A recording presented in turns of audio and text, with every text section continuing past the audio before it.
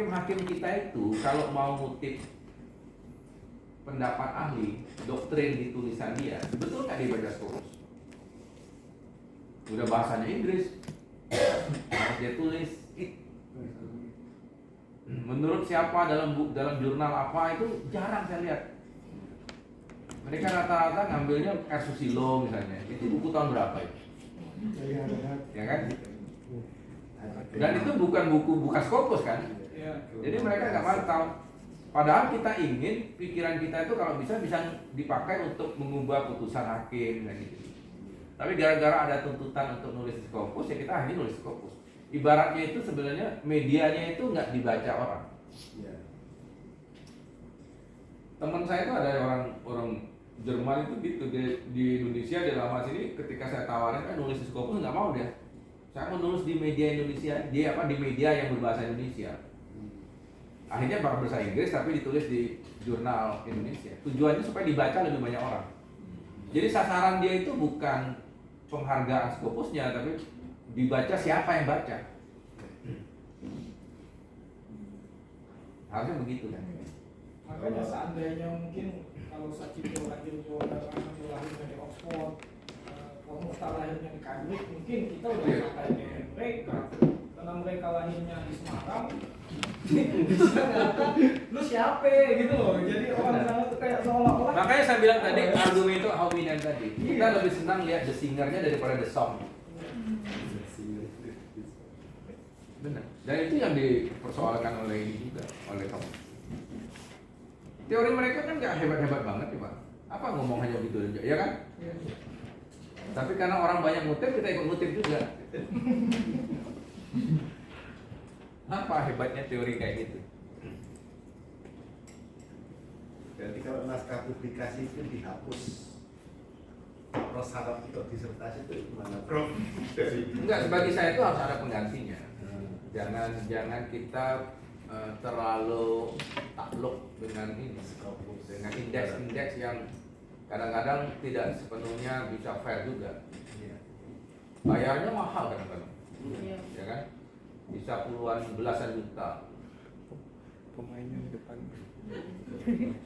Dan banyak yang memanfaatkan itu. Banyak yang memanfaatkan itu. Dia tahu bahwa Indonesia butuh itu. Jadinya profesional akademis mafia. Iya, jadi.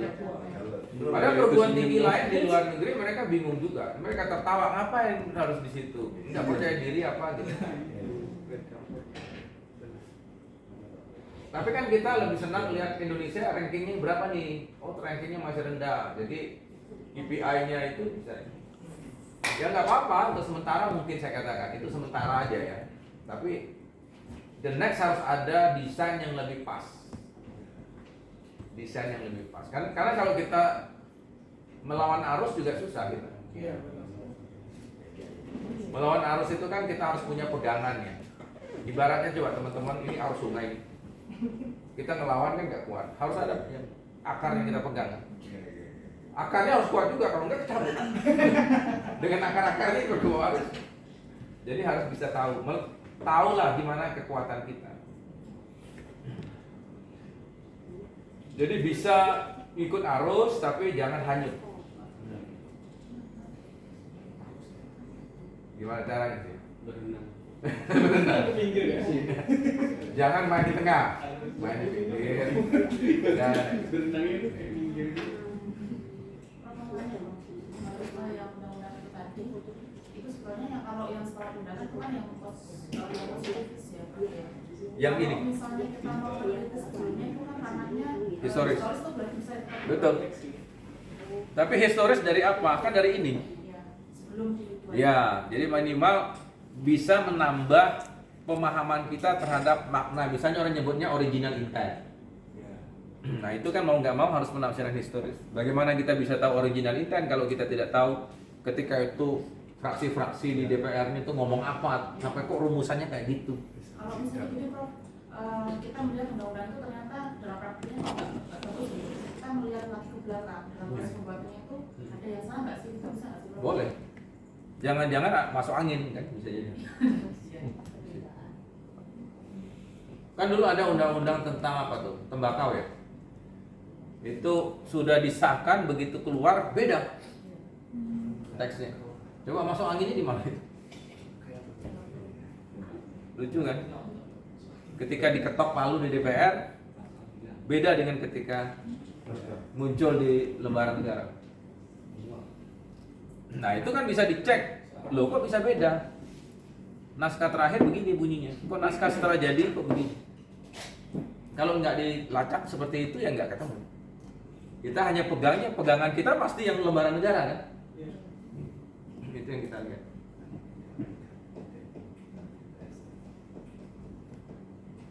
Ada satu undang-undang yang menulis integritas jadi integrasi. Saya lupa tuh undang-undang apa. Integritas terus integrasi. Ya salah ketik. Tapi kita harus terima salah ketik itu. Di Undang-Undang Cipta Kerja dulu kan banyak salah ketik ya. Iya. Kayaknya tentang notaris tuh ada Prof, integritas integrasi. Ada ya. Ada. Nah, coba dicek. Jangan-jangan itu yang saya. Ada. Saya juga notice soalnya waktu baca integrasi. Salah.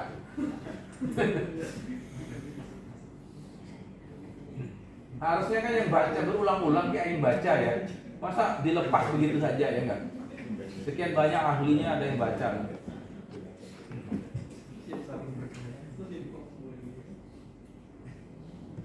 Undang-undang persaingan usaha aja sampai sekarang setahu saya masih salah di Undang-Undang Cipta Kerja.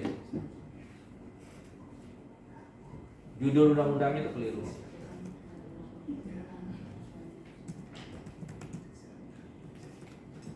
Ya. Nah ini yang penjelasannya ya tadi. Bisa teman-teman lihat sama ya penjelasannya. Jadi P11 sampai P1N itu disebut pernyataan pengamatan ya. Tapi belum menjadi generalisasi empiris. Ya. Jadi GE itu generalisasi empiris. Nanti generalisasi empiris ini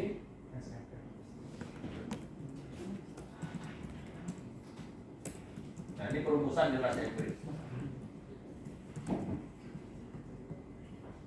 Pernyataan yang menunjuk ke suatu keteraturan yang terdapat dalam fakta-fakta yang sempat diamati. Ini saya contoh nih, misalnya keteraturan perubahan bentuk bulan yang tampak atau perubahan musim, saya gitu ya.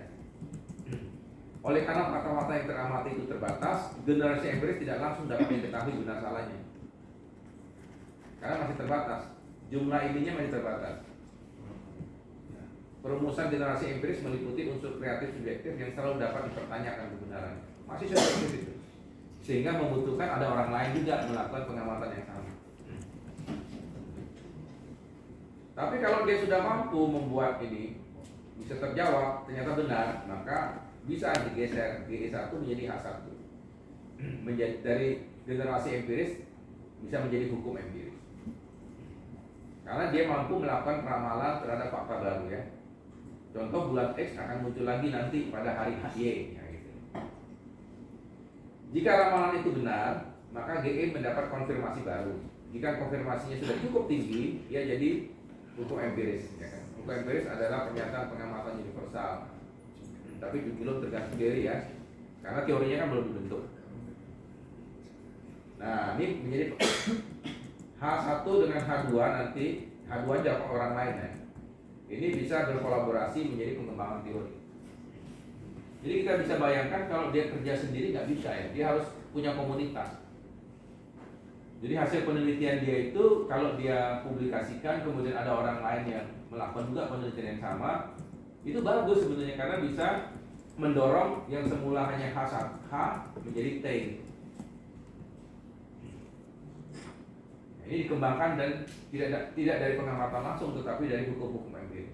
Tujuan teori menjelaskan keterkaitan antara keteraturan dari sekian banyak hukum empiris sehingga ada kesimpulan logisnya. Jadi yang kita sebut kemarin itu ini sebenarnya sama dengan membangun konsep, proposisi, teori, gitu ya. Ya. Nah ini pembuktian hipotesis dikukuhkan menjadi teori empiris. Teorinya saja disebut teori empiris.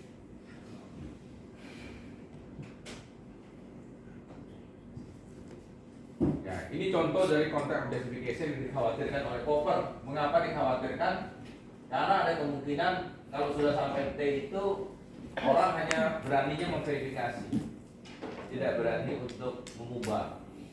Akhirnya T1 itu dijadikan model aja, model untuk memecahkan masalah apapun. Kalau nggak sesuai dengan T-nya dianggap, kalau hipotesis tidak terbukti ya, yang disalahkan itu dirinya sendiri. Wah, saya ini kayaknya salah meneliti ini. Bahkan di rekayasa ininya disengaja disama-samain supaya hipotesis terbukti. Padahal harusnya kalau Karl-Popper menghargai yang hipotesis tidak terbukti, karena dengan demikian bisa memicu munculnya teori baru kan. Jadi tidak terbuktinya hipotesis bukan satu hal yang aib ya dalam penelitian, harusnya begitu. Tapi kenyataannya dijadikan aib.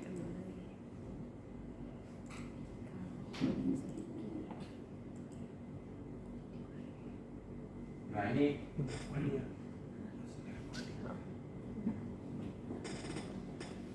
lalu bagaimana kalau objeknya itu masyarakat? Kalau tadi kan kesannya ngamati bulan, ngamati burung kan? Bagaimana kalau masyarakat? Nah, ilmu sosiologi lalu kemudian diperkenalkan. Bapak psikologi modern itu kan si Agus Sukamto itu.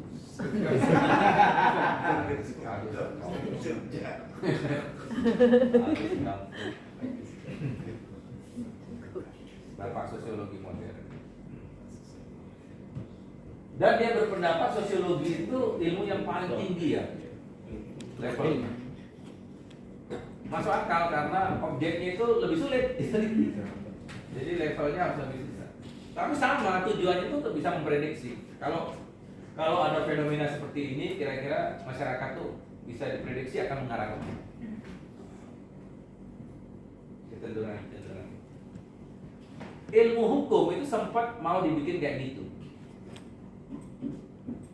Antara lain oleh Dale namanya. Dale itu pernah jadi, saya lupa nama depannya apa itu.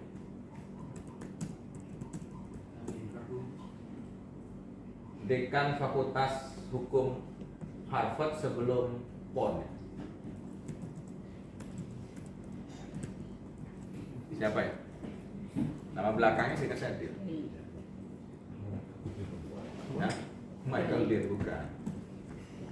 Ya, dia ini yang dikritik oleh Roscoe Pound karena Tom Campbell. dia coba untuk ini mengumpulkan putusan, kemudian dicari polanya. Akhirnya para mahasiswa itu cukup belajar pola itu aja, seolah-olah kayak bikin resep. Begitu ada putusan, ada kasus, masukin ke resep itu, hasilnya udah pasti.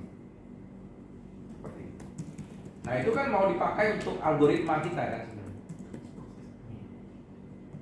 Misalnya menyelesaikan kasus-kasus, kalau kita punya data yang cukup, kita bisa bayangkan, bisa diprediksi hasilnya akan kayak apa putusan itu. Bisa. Nah pertanyaannya sekarang, mungkin nggak putusan hakim itu menjadi diganti dengan artificial intelligence? Ya, bisa. Nah, siapa yang nggak setuju? Artificial intelligence itu pasti mesin kan?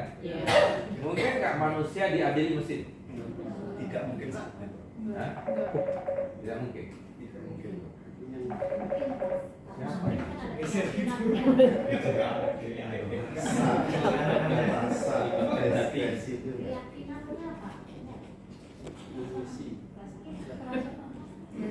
Intuisi. Nggak punya.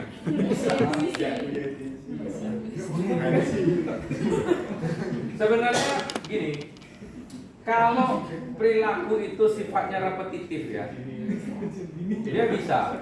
Misalnya pelanggaran lalu lintas, ya kan, yang nggak membutuhkan ada kajian-kajian yang sifatnya itu rumit gitu, bisa. Sekarang sudah ada yang Tetapi ya betul, tidak ringan ya, mungkin bisa ya. Yang dilema moralnya itu nggak terlalu kuat lah, bahkan mungkin nggak ada gitu. Tapi kalau kasusnya itu sudah kompleks, itu nggak bisa. Agak bahaya. Karena tadi yang seperti yang saya gambarkan itu, yang jadi tarik menarik ininya tuh kadang-kadang nggak bisa dimunculkan.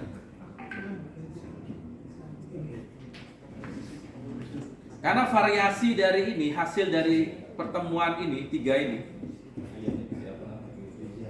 ini bisa begitu banyak variasinya, variannya begitu banyak. Nah, varian yang begitu banyak itu memang benar sih, algoritma itu kan mesin pintar ya, dia mesin learning. Harusnya semakin banyak data dimasukkan, dia makin pintar. Iya, perkembangan juga. Saya sering pakai Google Bard itu kadang-kadang nanya-nanya hal yang ini, dia makin lama makin pintar menjawab pertanyaan saya. Pakai ChatGPT juga teman-teman sering pakai. Makin lama ChatGPT kita makin pintar. Tapi jangan dimarah-marahin ya. Dia jadi sensitif betul. Saya pernah beberapa kali saya marahin. Ngawur saya bilang. Terus dia minta maaf. Maaf, saya hanya mesin ini. Jadi banyak salahnya gitu.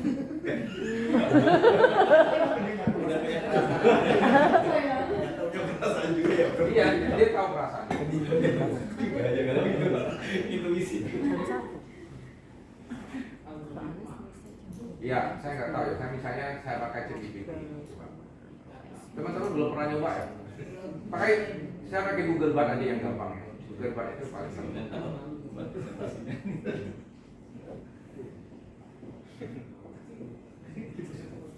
Misalnya ini ya.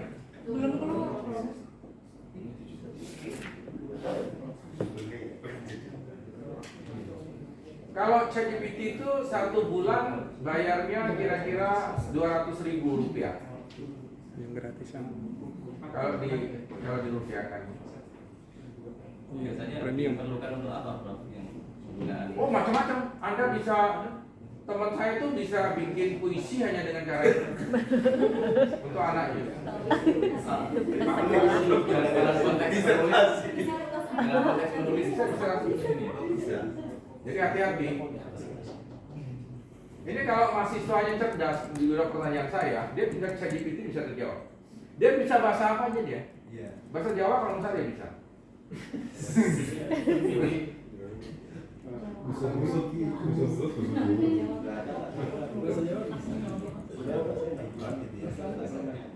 Coba kita tes mau nanya apa? Bard. Coba mau nanya apa? Pakai bahasa Indonesia nggak apa-apa. Kasus rempak. Oke. Jangan-jangan dia nggak tahu. Apakah Anda tahu kasus rempang di Indonesia ya? Ya. Belum muncul, Bro. Belum muncul kok. Nggak muncul.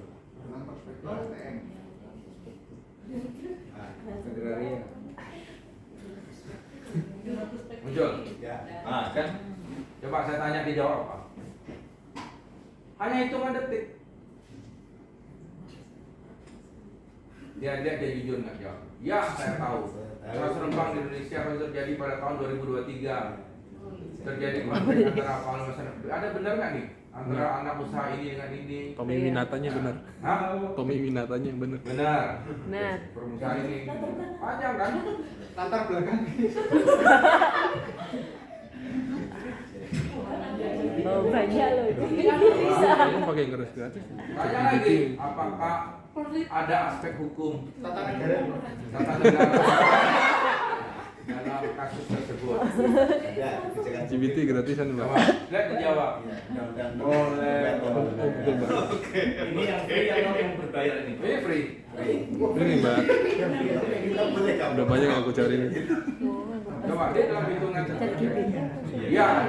Ini sebenarnya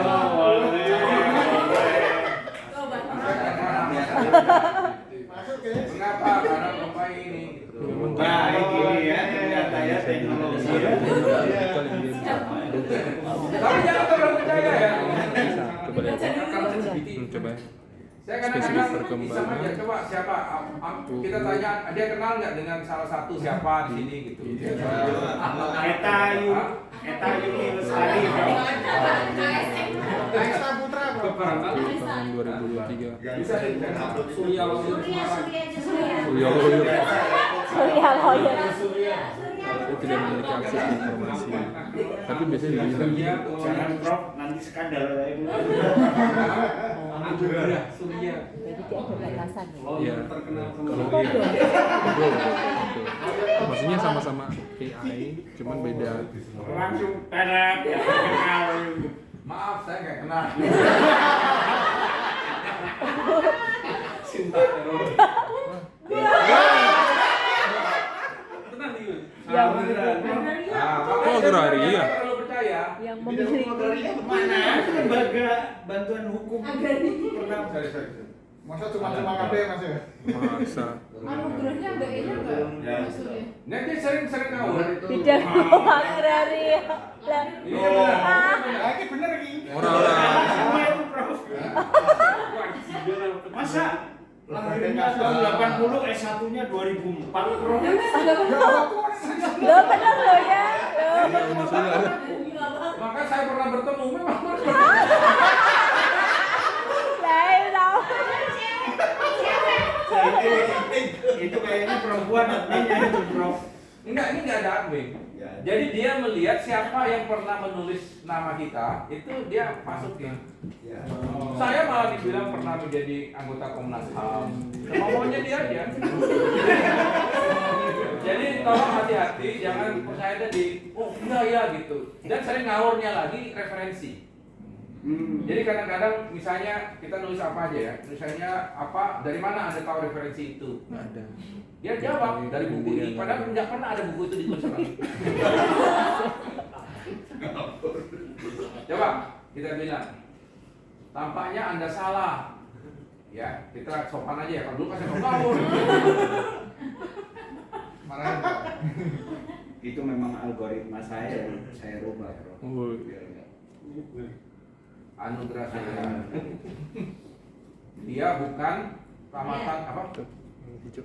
Kelahiran Dia 1995. Dia bukan kelahiran 1990 tapi Mana ya? 19 berapa tadi? 80. Langsung.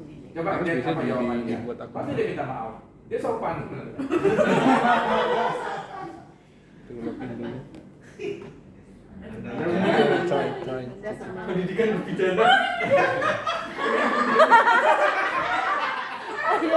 Jadi ini membuktikan teman-teman jangan terlalu percaya dengan teknologi. Jadi yang menggunakan ini artificial intelligence kan, dia bisa bikin apa aja. Bahkan mungkin saya belum pernah nyoba ya. Coba Anda buatkan puisi untuk anugerah Surya. Gimana?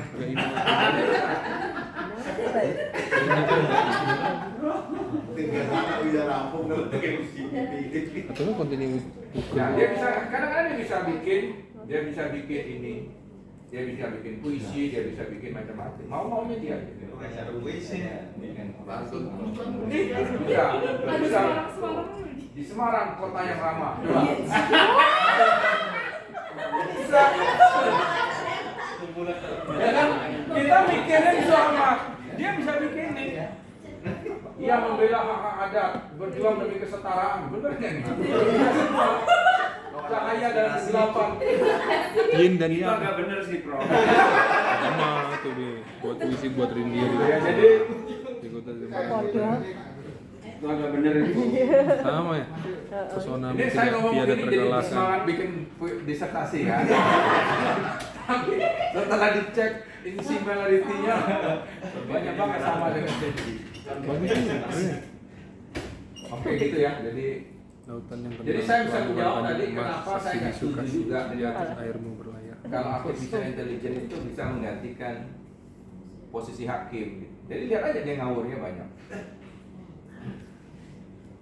Tapi kok apa namanya saya pernah membaca tulisan Yuval Noah Harari 21 apa ya, Reason kalau nggak salah dengan Homo Deus. Karena emang apa ya, dinamika manusia ini akan naik turun. Nah, oleh karena itu dalam prediksi Harari tersebut, dia mengatakan bahwa manusia itu yang menjadi musuh manusia itu adalah artificial intelligence, big data, nano, robotik, dan manusia itu pada hakikatnya akan kalah dalam hal ini. Itu prediksinya. Ya, karena dia machine learning sehingga dia mencatat ya, algoritma dia itu kan disimpan di mesin. Kita kan enggak. Iya, mungkin suatu saat saya melihat keobjektifan robot itu lebih tinggi daripada Suatu ketika. kita melihatlah bobotnya penegakan hukum. Gak cuma di Indonesia, mungkin di negara lain juga tahu. Ada sedikit ketidakpercayaan publik akan hal itu. Mungkin suatu saat saya sangat percaya manusia itu digeser oleh robotik itu untuk mengadili manusia itu sendiri, karena robotik ini satu, dia tidak bisa disuap dan lain sebagainya. Robotik tidak ada insting serakah seperti manusia, tidak memiliki itu, tidak memiliki nafsu seperti manusia. Tapi hati-hati, Iya. dia bikinan manusia. Ya. Jadi saya lebih super manusianya. Jadi pernah nonton film Robocop kan? Iya. Robocop itu kan kelihatannya tegas ya, tapi ternyata yang menciptakan dia itu sudah punya alat untuk mengalahkan dia. Sehingga ketika yang menciptakan itu melakukan manipulasi terhadap hukum, Robocop itu gagal. Nah itu sekarang problemnya, siapa yang akhirnya menguasai teknologi itu ya korporasi-korporasi besar. Nah itu akhirnya dia bisa memanipulasi. Apalagi kalau data kita, saya baru dengar kemarin di BBC itu India aja kehilangan data paspor dicuri di sana banyak sekali, data paspor dari dijual. Bikin dulu. Kita konon data penerima misalnya apa bantuan sosial itu bisa dijual. Jangan dikira teman-teman ini ya, kalau teman-teman waktu daftar di Undip ini coba banyak data yang kita store ke itu berguna sebenarnya orang untuk ngecek. Kita beli obat di apotek itu jangan dikira data itu nggak bisa dijual. Kalau kita rutin beli obat, misalnya obat darah tinggi misalnya, dia tahu oh nama ini sakit darah tinggi, sehingga dia bisa intervensi ketika harus jualan obat, dia datangin nomor HP kita, tiba-tiba ada jualan obat itu pasti permainan dengan luar biasa. Gitu ya. Apalagi saya bilang kode itu ya, kode sebagai law. Nah itu kan berbahaya. Kode itu siapa yang memverifikasi kode itu sesuai dengan amanat aspirasi masyarakat? Korporasi. Mau-maunya dia. Jadi ChatGPT itu pernah dilarang di Italia. Tapi mereka punya Artificial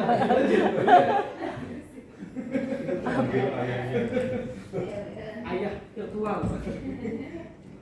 Nah, suara itu kan sebenarnya tidak hanya beliau yang punya. Sebenarnya yang punya menciptakan teknologi itu juga nyimpan suara itu. Suatu ketika dia bisa bongkar. Nah, teman-teman sekarang jangan meninggalkan jejak digital aja. Saya bilang. Misalnya maki-maki orang itu hati-hati, jejak digital itu. Ya boleh aja sih kalau sebenarnya konten fair, tapi jejak digital kita itu bisa dipakai. Sekarang ini malah orang kalau di tempat saya juga gitu. Kalau ada misalnya orang melamar jadi apa gitu, kita cek di jejak digitalnya. Dia gimana nih permainan dia ini? Bisa saja sopan depan kita, tapi jejak digitalnya nggak sopan. Bahaya. Jejak digital itu dia bisa menghuni di laut dalam ya. Laut dalam itu ya kelihatannya sudah terhapus karena kita mengajukan misalnya the right to be forgotten, tapi di dalamnya dia masih ada, bisa dibongkar lagi. Jadi kalau bikin video yang kira-kira yang edukatif lah ya, jangan sampah. Yang edukatif saja bisa jadi sampah, apalagi yang memang sengaja dibikin sampah ya. Udah lebih. Nah kalau kita meninggal kan susah itu jejaknya, ya. Gimana jejak kita? Siapa yang hapus? Nggak ada. Kira-kira baik ini Google. udah jam 2 ya. Ada pertanyaan? Kalau topik saya sebetulnya nggak terlalu ini lagi, terlalu banyak. Jadi saya merasa lebih aman juga. Nah, saya ingin menyampaikan apa yang menjadi bagian dari tes ya. Tes kan harus ada ini. Saya tadi diminta kemudian untuk sesi saya ini kira-kira kasih kuis apa gitu. Nah untuk yang MPH mungkin kita bisa diskusi besok. Saya tetap sama ya. Mungkin teman-teman bisa tetap kembangkan kerangka berpikir aja ya. Jadi sekalian kerangka berpikir itu kita bisa diskusi misalnya. Terus kalau mau diperbaiki itu yang dikirim ke saya, dikirimkan lagi. Kalau yang filsafat ilmu apa kira-kira? Apa yang bahasa apa akun dulu? Mau bikin video juga boleh. Kerangka berpikir.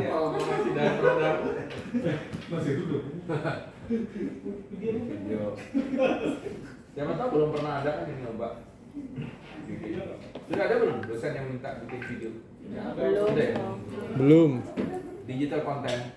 Belum ada, Bro. Belum ya? Boleh kalau mau ambil satu tema. Kalau mau bikin per kelompok juga boleh. Kelompok Nah, aja, itu. Bro. Nah, Kelompok. kelompok. Kelompok, Bro. Bisa berapa orang, 3 orang. Terus Iya. itu cari tema besarnya nanti diupload di satu ini kita pakai. Jadi seolah-olah siapapun harapan saya ada manfaatnya ya, bukan asal bikinnya. Tujuannya supaya video itu bisa diupload, kemudian angkatan berikutnya bisa belajar kan dari hasil. Gimana? Lebih tertarik bikin itu? Iya, temanya mungkin Prof ya. Iya. Ya terserah teman-teman pilih apa kira-kira untuk filsafat ilmu tentang paradigmatik hukum gitu. Bagaimana? Oh ya.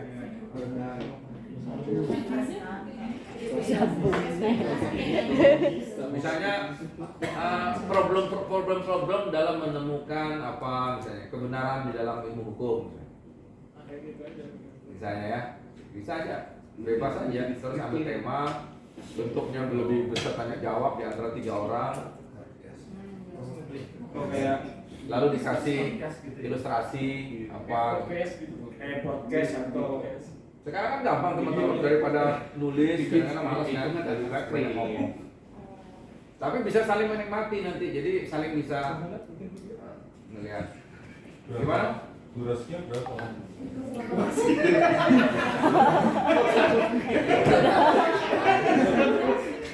Biasanya kalau video itu rata-rata 8 sampai 10 menit.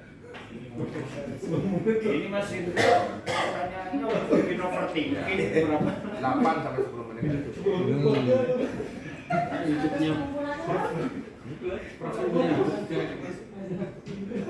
Ya kalau memang berminat ya kita coba saya bisa upload di semua kirim ke saya, kemudian saya bisa upload di satu ini tertentu ya, jadi paling tidak playlistnya ada muncul, tapi kalau masing-masing upload kan nggak bisa ditaruh di playlist satu. Ya dikirim ke saya linknya, kemudian saya download, saya masukin. Wah, harus high class kan ini. Harus ikhlas. Kalau mau ada yang seragam supaya kelihatan ini itu paling ininya, Opening. openingnya. Orang nyebutnya apa itu? Bumper. Bumpernya. Bumpernya disamakan, misalnya ada lambang YouTuber gitu. Oh iya. Ada Ada lambang.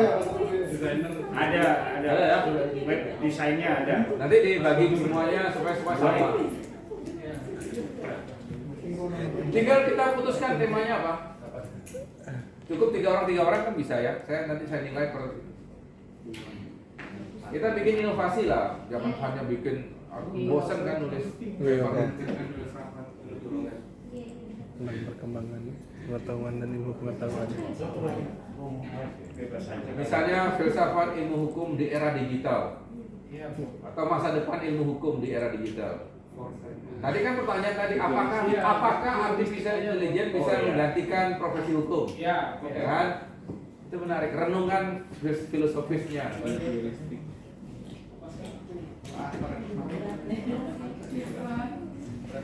Jadi profesi hukum masa depan ya. Atau masa depan profesi hukum lah ya.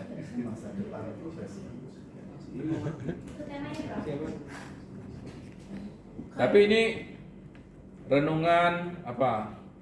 Filsafat ilmu hukum gitu ya, supaya kelihatan ininya mata kuliah ilmu hukumnya. Ini merenung terus. Renungan atau refleksi filsafat ilmu hukum. Bukannya lebih research gitu-gitu apa? Ya? Masa depan profesi. Enggak. Itu pidato pembukaan sesi ya, tapi enggak lebih ke masa depan filsafat hukum. Tapi saya nggak membahas ini. Tentang spesifik profesi. Nggak apa-apa, nanti kan saya bisa saja ini dari video-video teman-teman itu saya bisa membuat generalisasi umum. Kayak tadi kan, generasi empirisnya saya bisa dapat. Oh ternyata pandangan mahasiswa Undip itu begitu loh terhadap masa depan profesi itu. Kok pesimis semua gitu?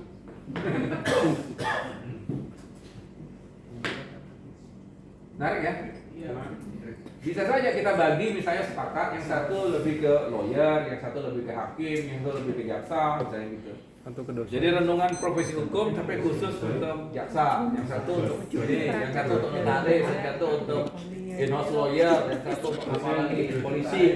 Dosen nggak masuk dosen. Gitu kan, bagi tugas. Jadi Dosen mah kebanyakan kuis. 2 minggu cukup kan? Jangan, Prof. Waduh. Loh, kadang-kadang hanya orang bikin itu aja. Yang editnya, Bro. Si Raffi Ahmad tuh tiap pagi bikin. Itu ada tim editornya, Bro. Tim edit. Ada tim editornya. Ada Cipung. Gimana? Senang begitu model gitu-gitu aja ya? Boleh, Bro. Ya, menyenangkan ya. Bikin yang baru lah. Itu untuk yang filsafat ilmu ya. Teman-teman MPH mungkin kita kembali konvensional lebih ke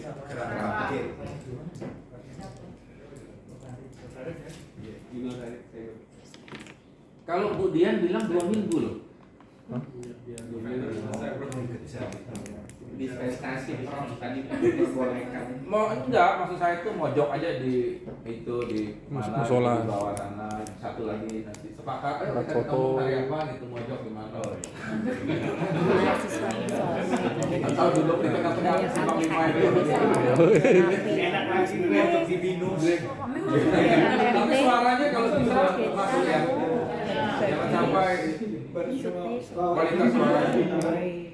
Ini harus ada alat itu yang naik biar kabel. Itu intinya soalnya masa.